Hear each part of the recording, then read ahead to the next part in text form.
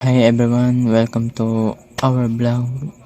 So, welcome to our blog about diversity initiatives in IT companies. Did you know that promoting diversity not only creates a better work environment but also derives innovation?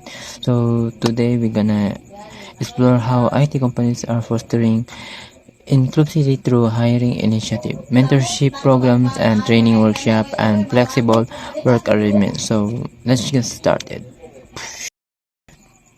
So, una sa diri ta sa diverse hiring initiative. So, diri dagang IT companies ang nag-implementa og mga hiring initiative aron mapalambo ang diversity.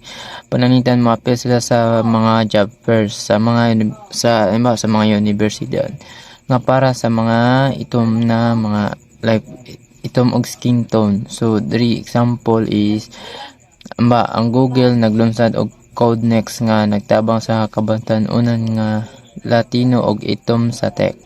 Sa Pilipinas, ang Women in Tech Philippines nagpromote og mas daghang kababayen sa industriya. So mo to siya nga daghay di lang sila magpromote og kanang mga halimbawa mga based lang sa skin tone sa mga di po sila alos like wala sila pili like diri is equality, like nagapromote sila equality sa mga trabaho. So diri sa mentorship and sponsorship program is diri ang mga IT companies nga nagahimo og mentorship og sponsorship program aron masuportahan ang paglambo sa career sa mga empleyado nga gikan sa lain-laing background. So ang mga bagong empleyado ipare sa mga eksperyentibo sa mga expert nga kauban aron mas mapalambo og mas ma-enhance lang skill sa career development. So example diri is ang Microsoft adunay Leap Apprenticeship Programs nga naghatag og mentorship along sa mga underrepresented nga grupo sa industry.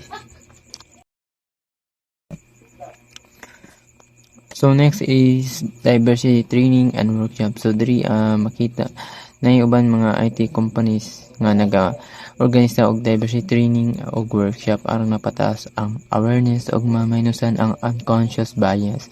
Kini nga mga workshop nagtabang sa mga empleyado nga masabtan ang kinahanglanon sa diversity ug maghatag og pamaagi aron mabal-an ug ma-address ang bias. So halimbawa diri is example is ang Facebook naglunsad og managing bias program nga nag-educate sa ilang empleyado bahin sa paghikay og pag-address sa bias sa workplace. Next is flexible work arrangement. So diri ang uban ang company niya gahatag og flexible work arrangement same sa remote work or adjustable nga oras sa trabaho.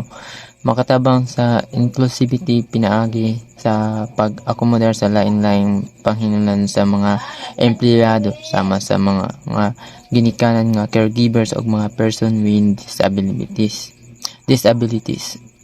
So example is ang Tel Technologies nagatag og connected workplace program nga nagtugot sa mga empleyado nga magtrabaho remotely or mag-adjust sa ilang oras depende sa ilang personal nga kahimtang o depende sa ilang libre nga oras.